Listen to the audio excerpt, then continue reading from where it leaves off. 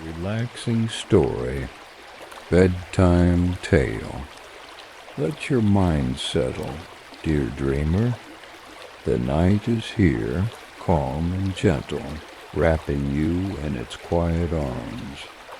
The world has grown silent. Now only the soft hum of the stars remains. Take a deep breath. In and out. Let the weight of the day slip away, like leaves drifting on a river.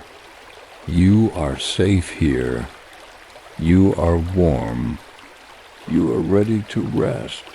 This is your relaxing bedtime story, a journey told in whispers and candlelight.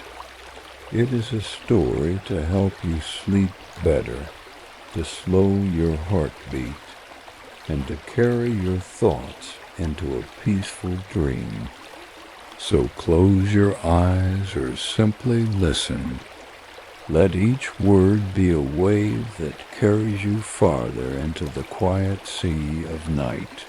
Tonight's story is an old one, a tale from long ago, when the mists of Britain still curled over green hills, and nights rode beneath silver moons.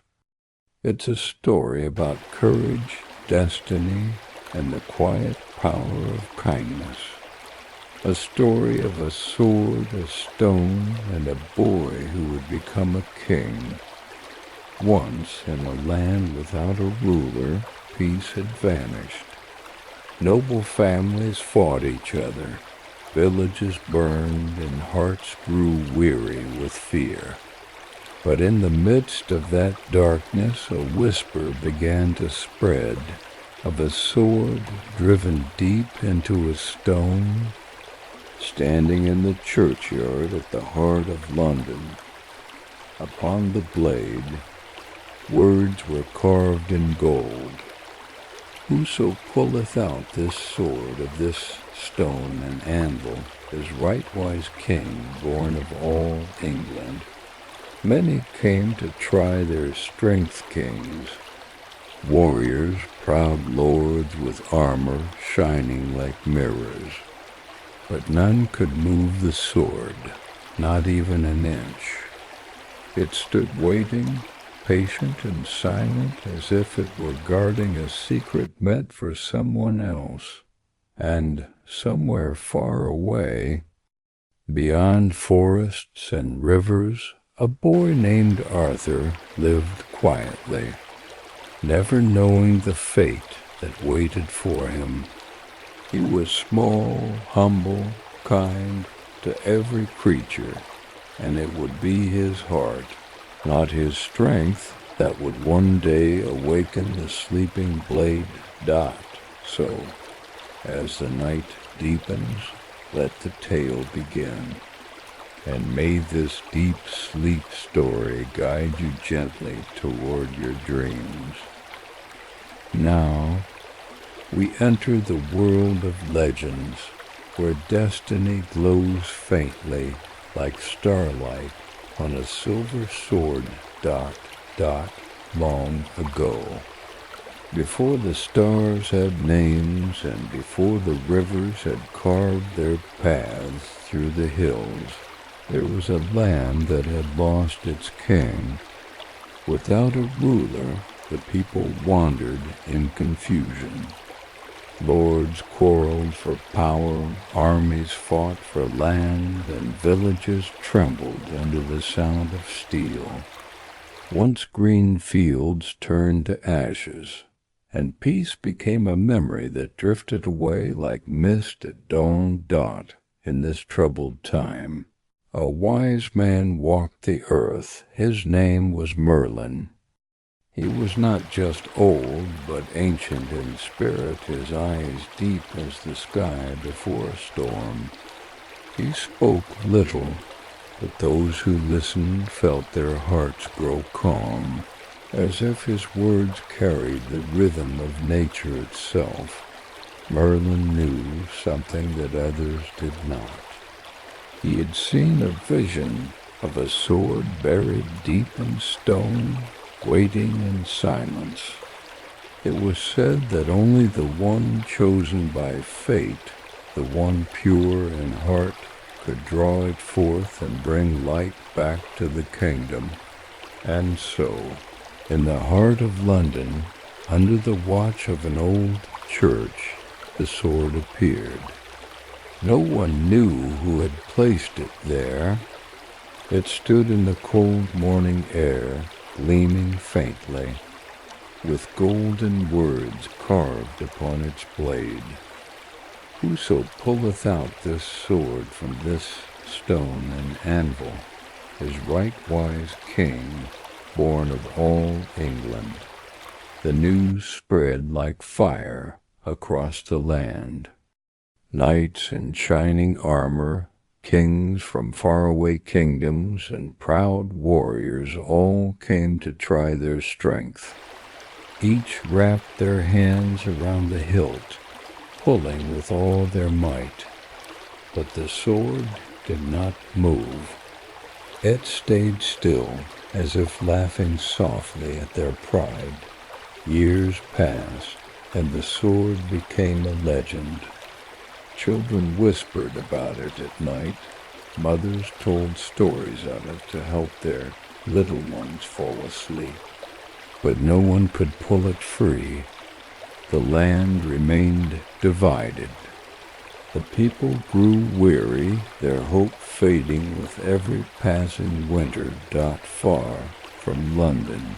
In a quiet village bordered by forests and winding streams, there lived a young boy named Arthur.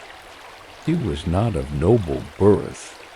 He had no armor, no title, and no dream of crowns. He lived with Sir Ector, a kindly but firm man, and his son Kay, who trained to be a knight.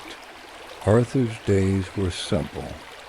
He rose with the dawn to fetch water from the well, tended the horses, polished the armor for Kay, and learned the ways of honor, not through words, but through kindness.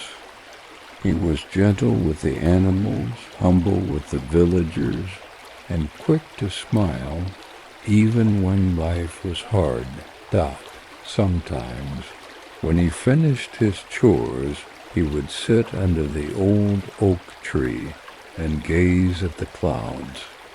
He wondered what lay beyond the hills, beyond the world he knew. Something deep inside him whispered that he was meant to see more, though he did not understand why.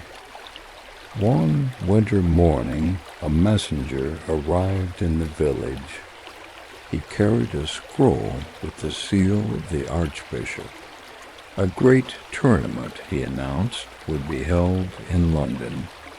All knights were invited, for there, before all people, the sword and the stone would be tested once more.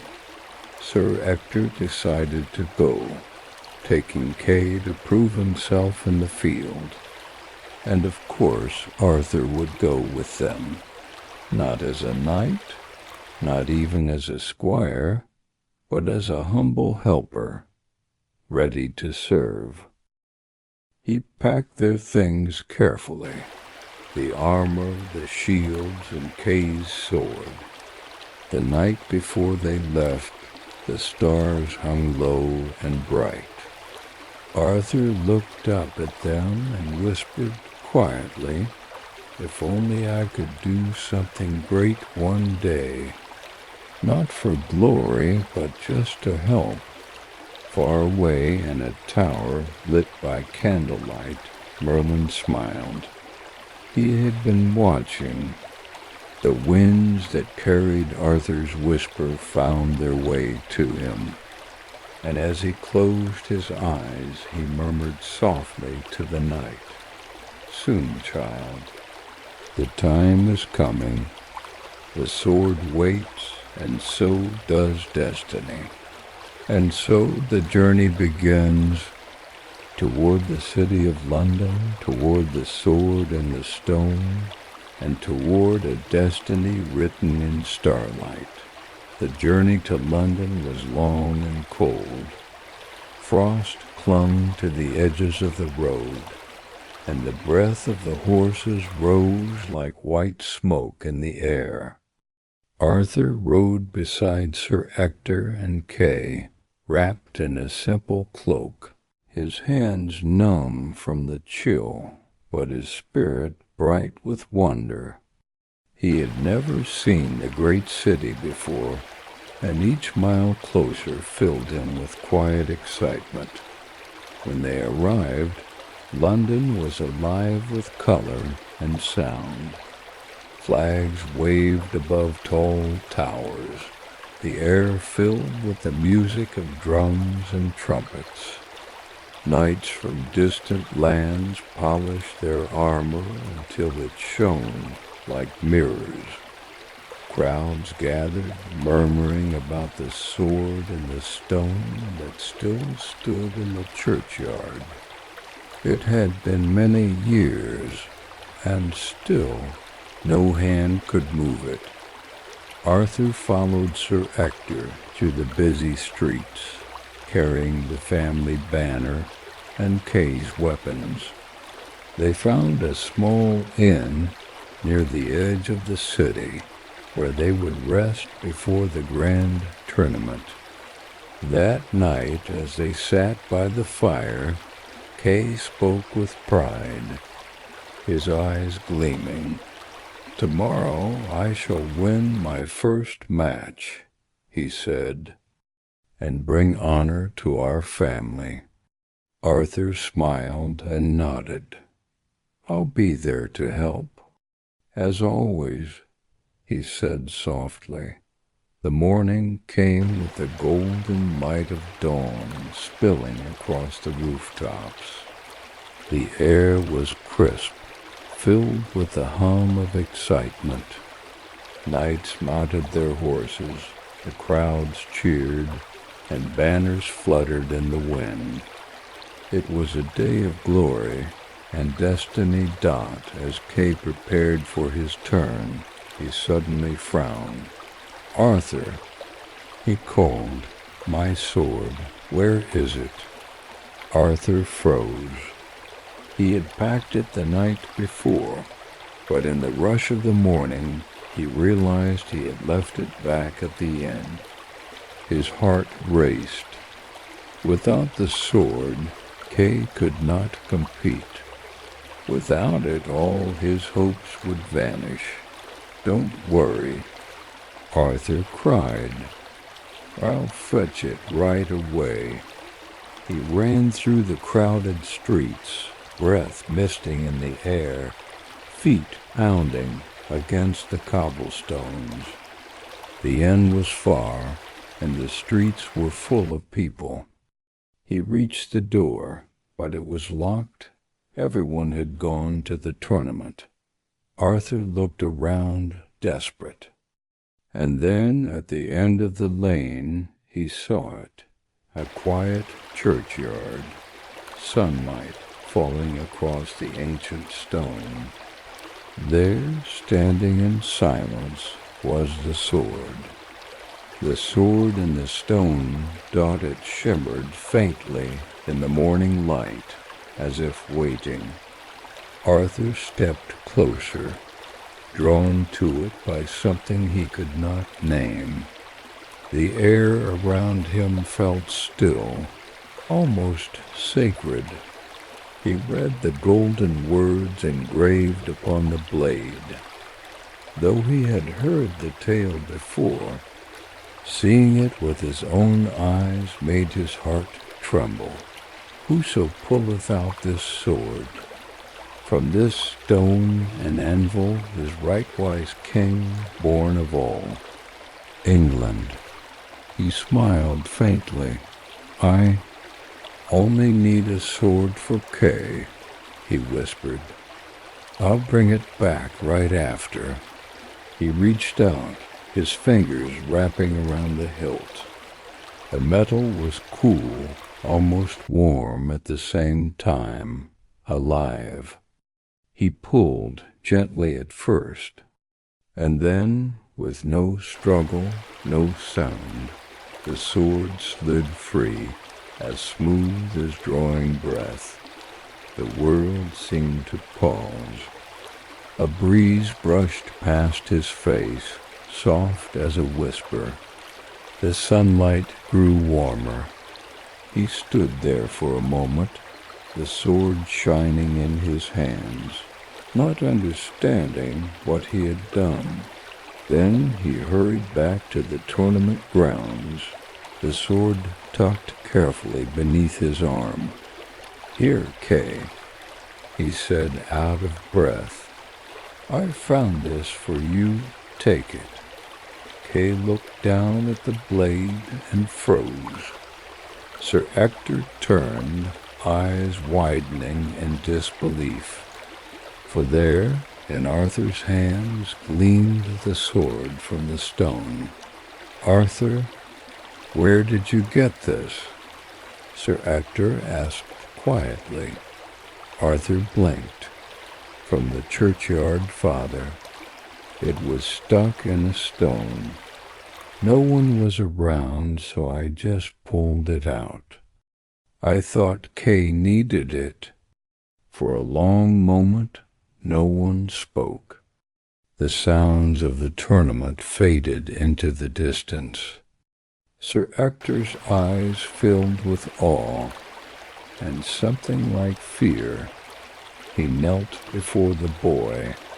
"Arthur," he said softly, "show us where you found it." They went together, the wind whispering through the streets. Back in the churchyard, Sir Ector placed the sword once more into the stone. It sank in easily, as though returning home. "Now, Arthur," he said, his voice trembling, "try again." Arthur stepped forward. He wrapped his fingers around the hilt and pulled. The sword slid free, shining with quiet light. Kay tried, Sir Ector tried, and neither could move it. Only Arthur could. The truth was clear. The humble boy who fetched water and polished armor was the one chosen by destiny. The lost king of England had been found, not in a palace, not among warriors, but in the heart of a kind and gentle soul. Sir Ector fell to his knees. Tears filled his eyes. "Forgive me, my boy," he whispered. "I did not know." Arthur, frightened and confused, took his hand. "Please don't kneel," he said softly. "I don't understand any of this." But deep inside, somewhere beyond words, a quiet warmth began to grow, as if the sword itself was whispering to him. "You were never meant to serve. You were meant to lead, with kindness, not with power." And so the boy who never dreamed of crowns became the chosen one. The sword had spoken, and destiny had begun to awaken, got the news, spread through London like a breath of wind. A boy, a mere servant, had drawn the sword from the stone. Whispers turned into shouts. Crowds gathered at the churchyard, their faces filled with disbelief. "It must be a trick," said one man. "The sword is enchanted. Perhaps the boy was lucky," said another. Even the nobles who had long dreamed of the crown could not accept it.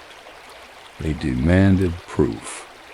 And so the great lords and knights gathered once more before the stone.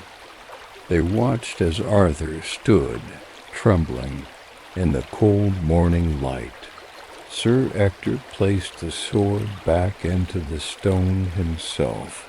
pressing it down with both hands. "Now, my son," he said gently, "do as you did before." Arthur stepped forward. He could feel hundreds of eyes upon him, heavy with doubt, some with anger. He took a deep breath, placed his hand on the hilt, and pulled. The sword slid free, smooth, silent, effortless. Gasps filled the air. The lords stared in astonishment, their pride wounded, their minds unwilling to believe what their eyes had seen. "Do it again," shouted one of them. "It cannot be," cried another dot, so Arthur placed it back, and again, each time with the same quiet grace. No other hand could move it, no matter how strong, no matter how noble dot at last. An old bishop stepped forward, his voice calm and filled with wisdom. "My lords," he said softly, "the sign is clear. This is the will of heaven. The sword has chosen, not by birth but by heart." But still many grumbled. They could not accept a boy of unknown blood as their king. Arthur stood silent among them, feeling small, frightened, and terribly alone. He looked down at the sword, its light soft upon the stone, and whispered, "Why me? I am no one." Sir Ector placed a hand on his shoulder. "Perhaps that is why," he said, "because only someone who never sought power can use it wisely." The bishop knelt before Arthur, and one by one others followed.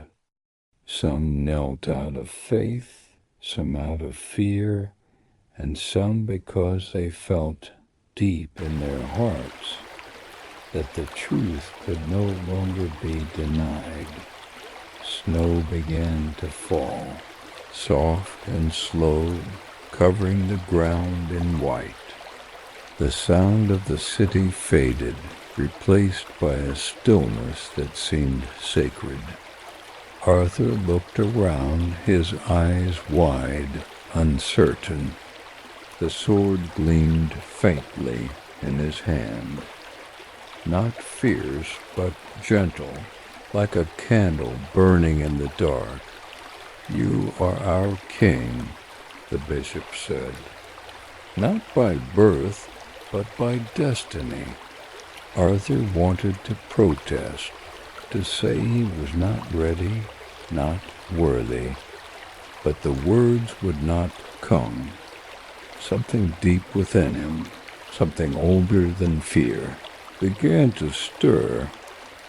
He thought of all the faces he had seen, the knights who laughed at him, the servants who worked beside him, the people who struggled and dreamed.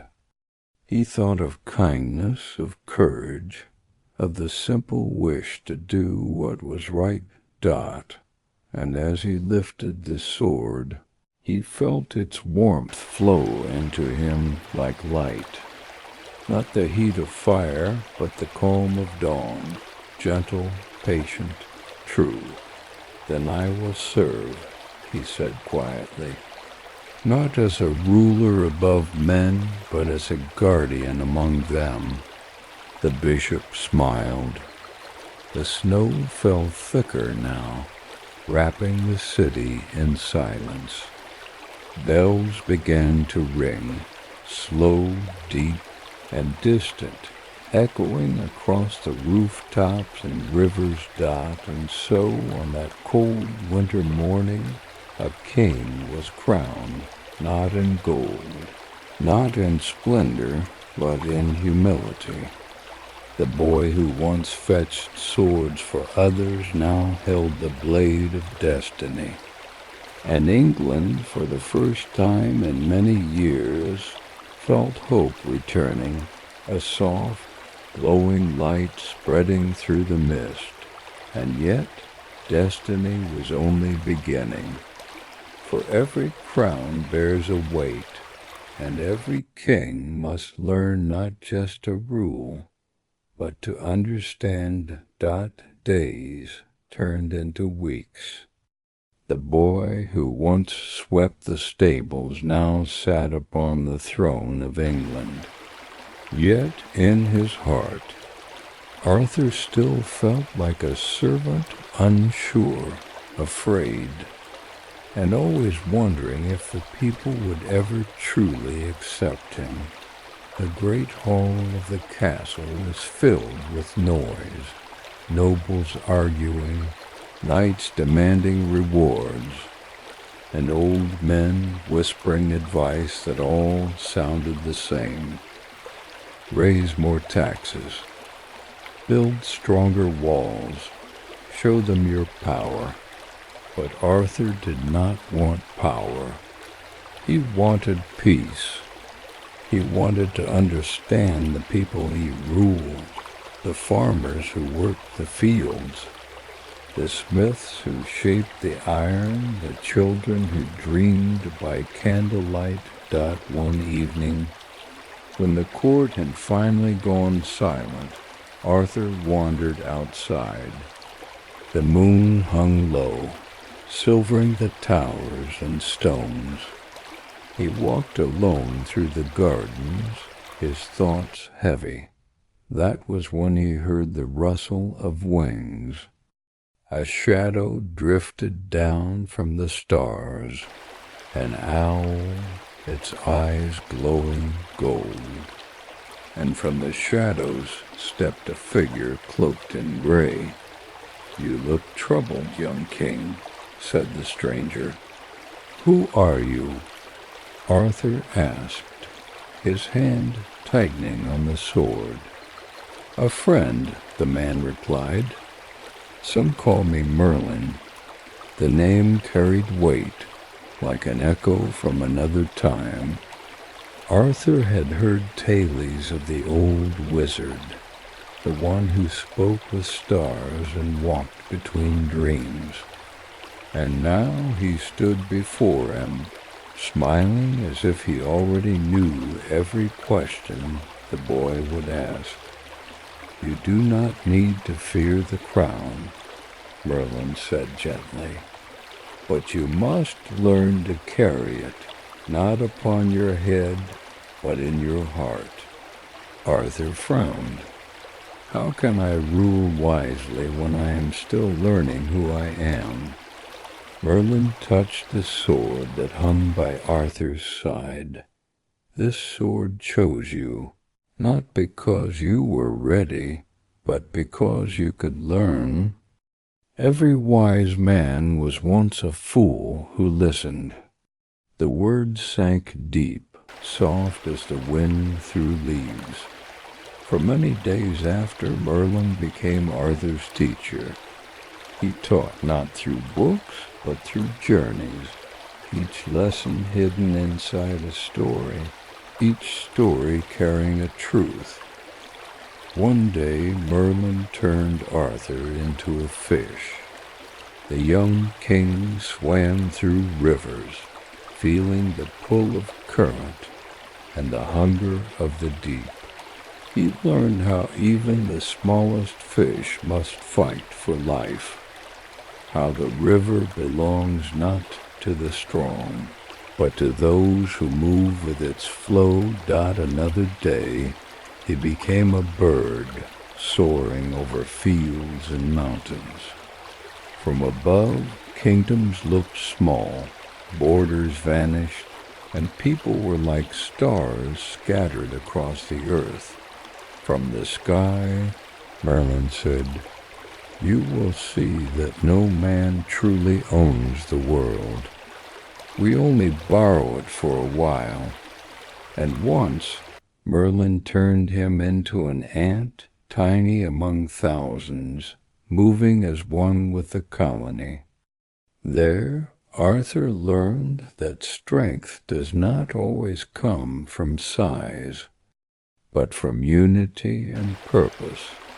When the spells ended and he was a boy again, Arthur sat by the fire, silent and thoughtful. "You showed me the river, the sky, and the earth," he said. "But what do they mean for a king?" Merlin smiled. "They mean this, that a true ruler is not above his people, but among them. The crown does not make you greater. It reminds you to serve." Arthur nodded slowly. The firelight danced in his eyes, reflections of all he had seen and all he would yet face. That night, as he lay in his bed, the sword rested beside him. He no longer feared its weight.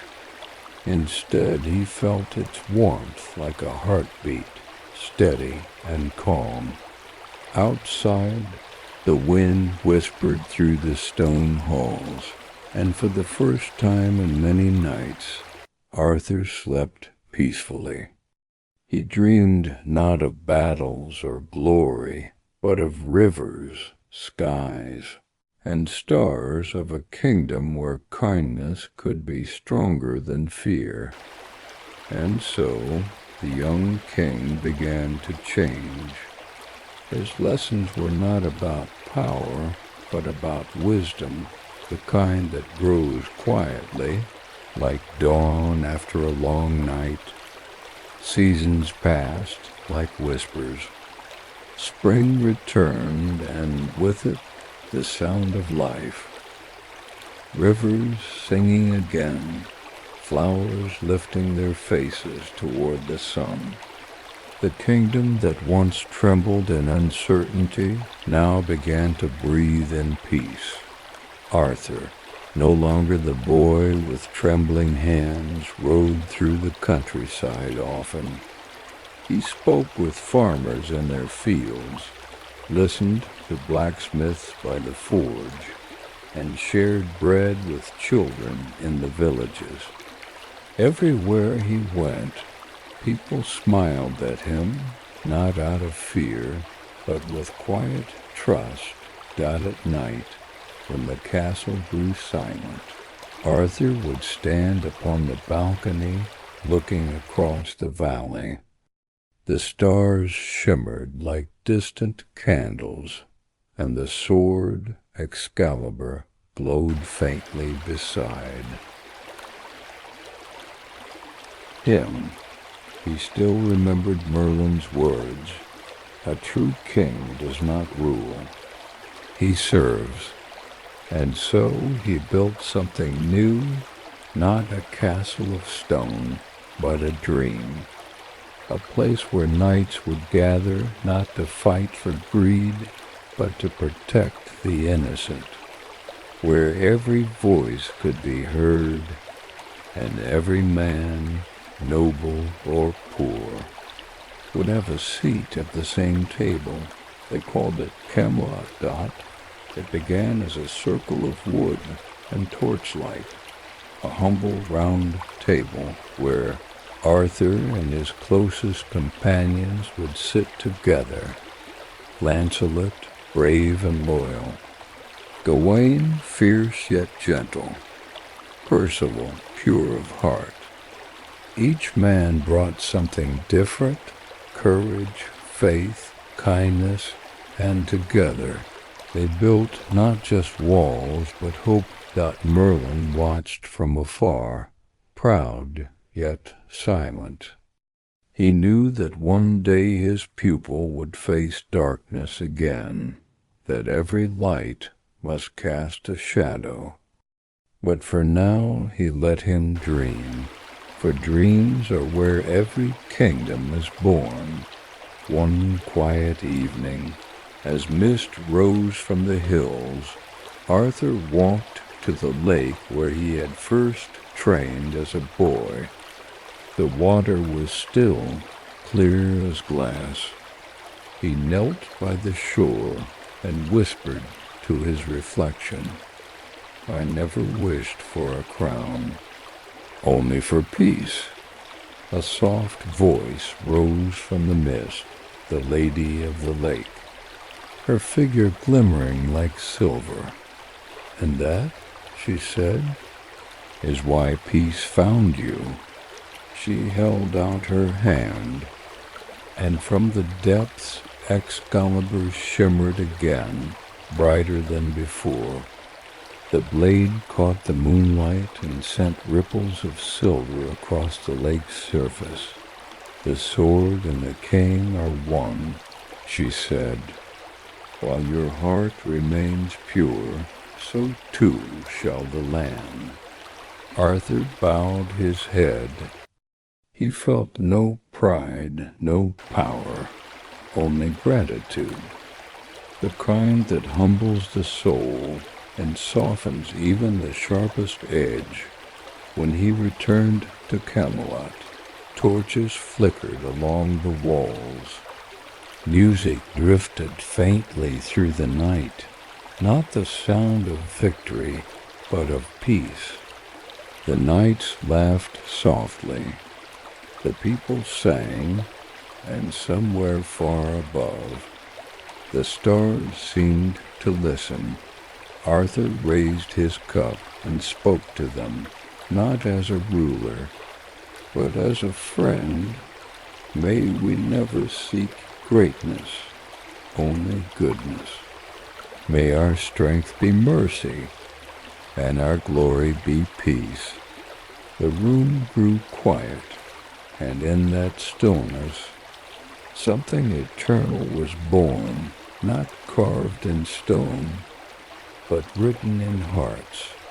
Outside, the wind brushed against the banners, carrying the name Camelot across the sleeping land, a kingdom of light, built upon kindness, faith, and the courage to dream not. And as the night deepened, Arthur looked once more toward the stars. He thought of the boy he had been, frightened, unsure, and smiled. The sword rested beside him, silent and shining. The kingdom slept, and somewhere between the soft breath of wind and the rhythm of his heart, the young king drifted into peaceful rest. And so ends the story of the boy who drew the sword from the stone, not to conquer, but to understand.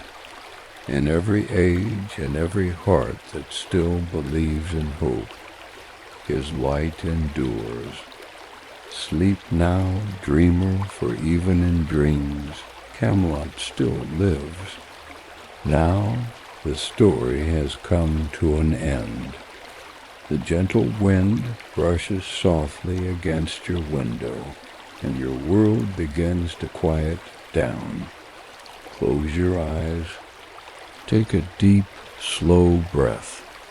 Feel your own breath, calm, steady, and peaceful.